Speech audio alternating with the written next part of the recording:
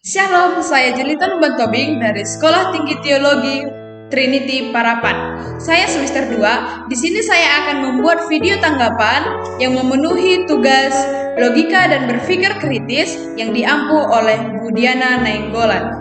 Berikut saya tampilkan videonya. Kok Tuhan mau jadi manusia merendahkan dirinya dong? Exactly, that's the point. Tuhan yang benar bahkan rela untuk merendahkan dirinya, bahkan sampai mati di kayu salib sebagai ekspresi betapa besarnya kasihnya. Gue bukannya mau menyerang, tapi ya kita sharing-sharing aja. Kalau tadi itu adalah logika Kristen, maka ini adalah logika Muslim. Kalau Tuhan itu bisa melakukan apa saja, berarti dia bisa menjadi manusia dong. Dan dengan argumen ini, Tuhan itu bisa menjadi manusia kalau dia mau. Tapi kalau misalnya dia menjadi manusia, maka dia bukan lagi Tuhan. Kenapa begitu? Karena ketika dia menjadi seperti itu, maka sifat kemanusiaan itu menjadi terbawa. Misalnya kayak makan, tidur, buang air, dan sebagainya. Jadi janggal kalau misalnya kita mengatakan bahwa Tuhan yang gak butuh makan itu malah makan. Ini sama seperti kita mengatakan ada orang gemuk sekaligus kurus. Dengan argumen yang sama, Tuhan itu bisa berbohong kalau dia mau. Tapi kalau misalnya dia bohong, maka dia bukan lagi Tuhan. Jadi jika ada secuil aja sifatnya bertentangan dengan ketuhanan, maka hilanglah ketuhanannya. Itu dalam perspektif Islam. Dan gue lihat tadi komennya banyak yang ngata-ngatain dan sebagainya. Tolonglah teman-teman Muslim, kita pun dilarang untuk mengolok-olok sesembahan orang lain gitu kan, kita diperintahkan itu. Jadi marilah kita menghormati pikiran dan juga kepercayaan orang lain. Salam damai. Interesting. Tadi kita lihat tanggapan dalam video tersebut menjadi dalam pengertian yang sangat menimbulkan ambigu. Yang pertama, yaitu berhenti menjadi Tuhan lalu kemudian menjadi manusia. Pasti maksud dalam video ini, Tuhan itu harus memilih salah satu nih. Ini adalah suatu kesalahan yang fatal. Karena Tuhan itu tidak harus memilih salah satu. Dalam Alkitab mengajarkan bahwa Filipi 2 ayat 6-7, Tuhan Yesus menjadi manusia bukan dengan berhenti menjadi manusia, tetapi dengan menambahkan natur manusia, yang artinya Yesus memiliki dua natur, yaitu natur ilahi dan natur manusia. Tuhan kita Yesus Kristus sempurna dalam keilahian dan sempurna dalam kemanusiaan, sungguh Allah dan sungguh manusia. Kok Tuhan mau jadi manusia merendahkan dirinya dong? Exactly, that's the point. Tuhan yang benar bahkan rela untuk merendahkan dirinya, bahkan sampai mati di kayu salib sebagai ekspresi betapa besarnya kasihnya. Gue bukannya mau menyerang, tapi ya kita sharing-sharing aja. Kalau tadi itu adalah logika Kristen, maka ini adalah logika Muslim. Kalau Tuhan itu bisa melakukan apa saja, berarti dia bisa menjadi manusia dong. Dan dengan argumen ini, Tuhan itu bisa menjadi manusia kalau dia mau. Tapi kalau misalnya dia menjadi manusia, maka dia bukan lagi Tuhan. Kenapa begitu? Karena ketika dia menjadi seperti itu, maka sifat kemanusiaan itu menjadi terbawa. Misalnya kayak makan, tidur, buang air, dan sebagainya. Jadi janggal kalau misalnya kita mengatakan bahwa Tuhan yang gak butuh makan itu malah makan. Ini sama seperti kita mengatakan ada orang gemuk sekaligus kurus. Dengan argumen yang sama, Tuhan itu bisa berbohong kalau dia mau. Tapi kalau misalnya dia bohong, maka dia bukan lagi Tuhan. Jadi jika ada secuil aja sifatnya bertentangan dengan ketuhanan, maka hilanglah ketuhanannya. Itu dalam perspektif Islam. Dan gue lihat tadi komennya banyak yang ngata-ngatain dan sebagainya. Tolonglah teman-teman Muslim, kita pun dilarang untuk mengolok-olok sesembahan orang lain gitu kan, kita diperintahkan itu. Jadi marilah kita menghormati pikiran dan juga kepercayaan orang lain. Salam damai. Video ini juga menyinggung tentang apakah manusia tidak bisa naik ke dalam surga?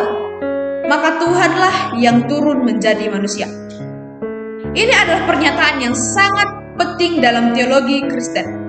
Dan menurut saya, bahwa ini bukan hanya sebuah kepercayaan, tetapi juga kenyataan yang penuh kebenaran rohani dan logika. Secara teologis, manusia yang berdosa telah kehilangan hubungan dengan Allah. Dosa bukan sekedar kesalahan moral, tetapi keterpisahan dari sang sumber hidup. Dalam kondisi ini, tidak mungkin manusia dengan usahanya sendiri bisa mencapai Allah yang kudus. Semua ibadah yang diusahakan baik tidak cukup untuk Dalam kondisi ini, tidak mungkin manusia dengan usahanya sendiri bisa mencapai Allah yang kudus. Semua ibadah, berdoa dengan sungguh-sungguh, dan usaha baik manusia itu tidak cukup untuk menebus dosa yang memisahkan dia dari Tuhan. Maka Allah sendiri yang mengambil inisiatif Itulah sebabnya dalam Yohanes 1 ayat 14 dikatakan, firman itu telah menjadi manusia dan diam di antara kita. Ini adalah doktrin inkarnasi, Allah yang tidak terbatas masuk ke dalam ruang dan waktu menjadi manusia dalam Yesus Kristus. Dia datang bukan karena ia tidak mampu menyelamatkan diri dari kalau surga, misalnya kita mengatakan tetapi bahwa karena Tuhan yang nggak hanya butuh dengan makan menjadi itu manusia, malah makan. dia bisa Ini sama menanggung seperti kita dosa mengatakan manusia ada orang secara gemuk sekaligus penuh. kurus. Hanya manusia yang bisa menggantikan manusia, tetapi hanya Allah yang bisa menyelamatkan. Maka Yesus yang adalah 100% Allah dan 100% manusia adalah satu-satunya jalan.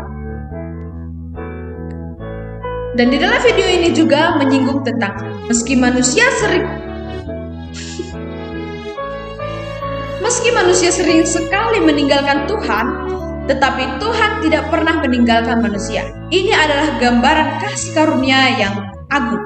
Dalam 2 Timotius 2 ayat 13 dikatakan, jika kita tidak setia, dia tetap setia, karena dia tidak dapat menyangkal dirinya.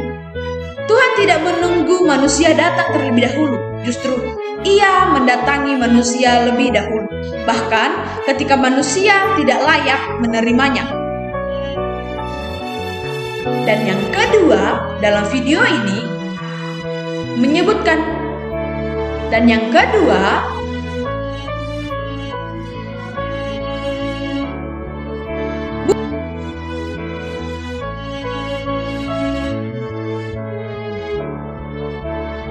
butuh dan bisa itu adalah dua hal yang berbeda. Hanya karena nggak butuh makan bukan berarti tidak bisa makan. Logika falsi. Ini sebenarnya argumen yang akan menimbulkan ambigu sehingga menimbulkan perdebatan, karena menurut saya argumen dalam video ini ingin menyampaikan Tuhan yang Kristen itu bukanlah Tuhan karena memiliki sifat-sifat manusia. Saya sangat tidak setuju dalam argumen ini. Lagian ketika natur manusiawi Yesus butuh makan, bukan berarti natur keilahian juga butuh makan. Kristus yang satu dalam sama dikenal dalam dua natur, tanpa campuran, tanpa perubahan, tanpa pembagian, dan tanpa pemisahan. Menurut definisi iman Konselo Chalcedon pada 451 Masehi. Jadi sifat-sifat manusia tidak terbawa. Kesimpulannya, argumen ini kalau diarahkan ke Kristenan tidak valid atau akan menimbulkan ambigu dan perdebatan, karena argumen ini mengandung karikatur atau melebih-lebihkan berdasarkan asumsi sendiri dan bukan teologi Kristen yang sebenarnya, sehingga menimbulkan kesalahan argumen yang sangat fatal dan fondasinya juga sudah false. That's why in faith, Kolose 2 ayat 3, sebab di dalam dialah tersembunyi segala harta, hikmat, dan pengetahuan. Sekian video yang saya tanggapi.